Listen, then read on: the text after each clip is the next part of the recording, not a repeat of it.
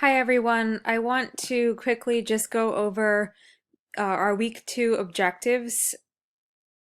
And this week you're going to be able to define the term community as well as the term organization after doing this week's readings, defining and describing the functions of a community, which are going to be really important for your project that's due this week, as well as the upcoming assignments that you're doing with your partner. You'll also be able to describe the different kinds of organizations that affect communities, as well as other factors that come into play, such as politics, different governmental agencies and organizations, and community demographics, such as race and ethnicity. So there's 3 readings that are around defining communities. Millington's reading around different types of communities, Wilson's reading on the 15 types of communities that make up America, and then a reading from the University of Kansas on the Community Toolbox.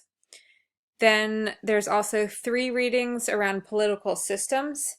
So the first one's around promoting community-friendly policies in business as well as government. The one by Bay and Fayok is on forms of government and climate change policies in U.S. cities. And then the last reading is around what underlies urban politics and the factors on race, class, partisanship, ideology, and the urban vote. There's also a video on how local government really works by the Brookings Institute. This is about an hour and 15 minutes. It's a really, really interesting discussion, and it will give you a lot of background on, I guess, particularly the first discussion question for this week, which is on local politics. So there's also a 9-slide PowerPoint on this PDF that will be helpful to you. So please go through this presentation as well.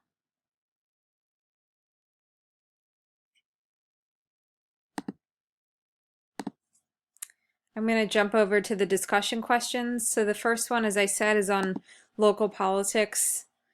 And for this discussion question, you're going to be looking at the political life in the community and what does a voter registration profile look like within a particular community, what the political parties are in that community, both in local as well as state elections and also in national elections.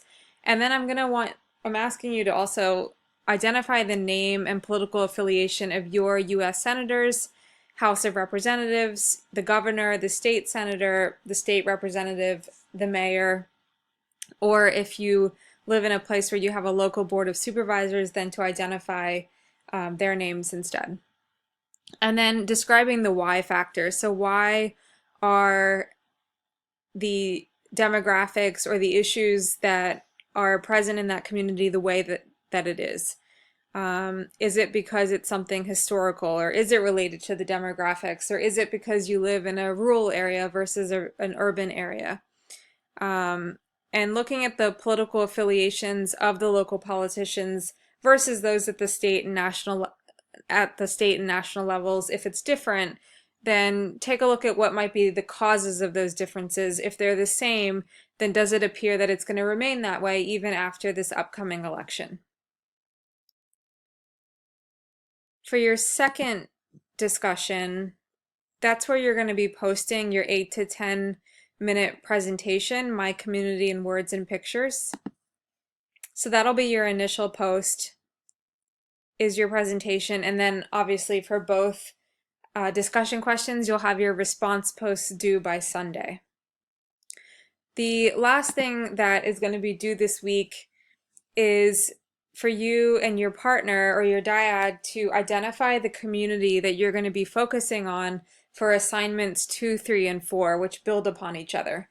So if you haven't been in touch with your partner yet, that I assigned partners on the 29th, and it's in an announcement. So please get in touch with your partner and decide what community you both will focus on for the remainder of the semester. If you have any other questions about the reading, about any of the material that's posted, or about the discussions or the assignment, please just send me an email. I am checking email often this week since you have an assignment due, and I'm looking forward to seeing it and seeing the rest of your posts. So far, things are going great. If I've had any concerns, I've emailed that to you already, and I'm looking forward to continuing our conversations as the weeks go on. Talk to you soon.